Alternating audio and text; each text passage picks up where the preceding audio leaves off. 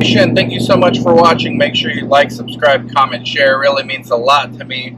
I wanted to make this video, so I interviewed somebody named Joel White that you can watch. Probably releases next week.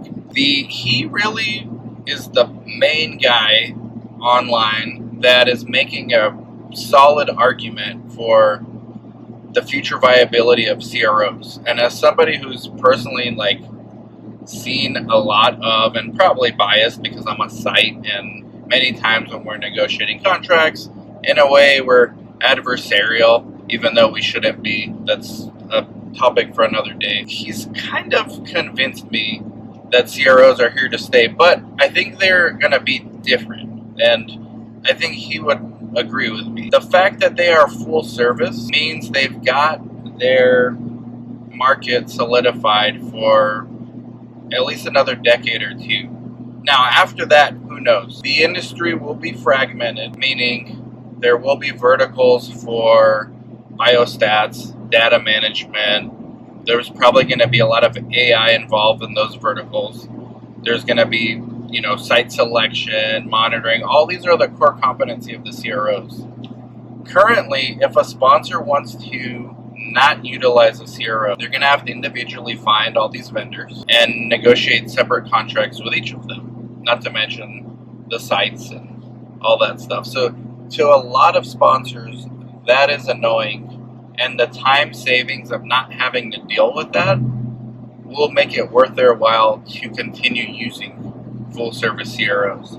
But that's not to say that at the same time, these CROs will be losing ground in each of their verticals to lower cost technologies that are not in-house CRO that are competing with the traditional CRO business model. So you see this right now with monitoring. If CRO work was just about monitoring, sponsors would have already outsourced the monitoring services to contract CRAs. There's contract CRAs everywhere.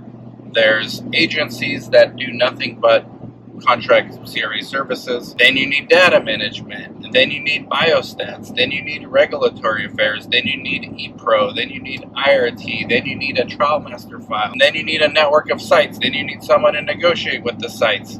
It goes on and on. The fact that the CROs kind of handle this all in-house means they are not going to go away anytime soon, but that doesn't mean little by little tech vendors start chipping away at these different verticals to the point where I think by 2040 we will have a world where those verticals are so cheap and so easy for sponsors to plug and play that they will be able to move away from CROs. Now, how CROs will pivot at that point becomes the real question, because again, in that interview with Joel White, we talk about CROs buying the sites.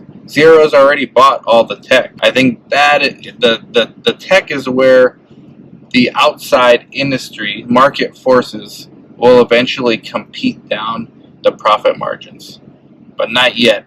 And so the fact that they're able to have all of this in-house is a huge service to a lot of sponsors. But that doesn't mean, because technology is a deflationary force, and one of the least discussed laws of capitalism is high profit margin verticals brings on a lot of competitors, which drives down prices, which essentially means the profit margins get competed away. Now, that's going to gradually happen, but I think the CROs are smart enough to realize that they can find other verticals where they will do well and continue to have high profit margin activities, such as possibly site ownership, possibly other things we haven't thought of yet, because 2040 is a long ways from today. Now, data is king, and the fact that the CROs control the data is not okay with a lot of the sponsors. And that's where you've got competitors like Viva and CRO and many others coming out telling sponsors, and in NATO, telling sponsors, hey, why outsource your data? We understand it's more convenient for you to work with CROs, but why give them control of your data? And you're essentially putting your data in the mercy of another company. We're making it easier for you to access your data from us. And so that's why I do think, this is where I disagree with Joel, and I think the CROs will eventually lose out in the long run. But the question is, how long is the long run? And I don't think it's a decade. I think it's longer. But over that decade, the CRO evolves to be something slightly different than what it is today, because sponsors will retake control of their studies. Why? Because data is the new oil. Data is the new gold.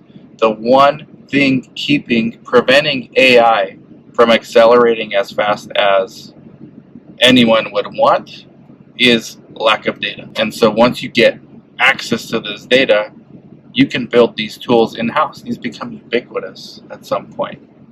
So that's my thoughts on this. The podcast with Joel is an hour long into the bull case, meaning why he thinks CROs are not going anywhere. And it's very compelling, and I do agree. I think I undervalued the convenience factor a lot. That doesn't mean long-term, meaning over a decade from now, CROs start evolving into very different stakeholders than they are today. And that's actually already happening. So there's a world where both the bull and the bear case of CROs is the actual world we live in. Let me know what you think. Like, subscribe, comment, share. Talk to you later. Bye-bye.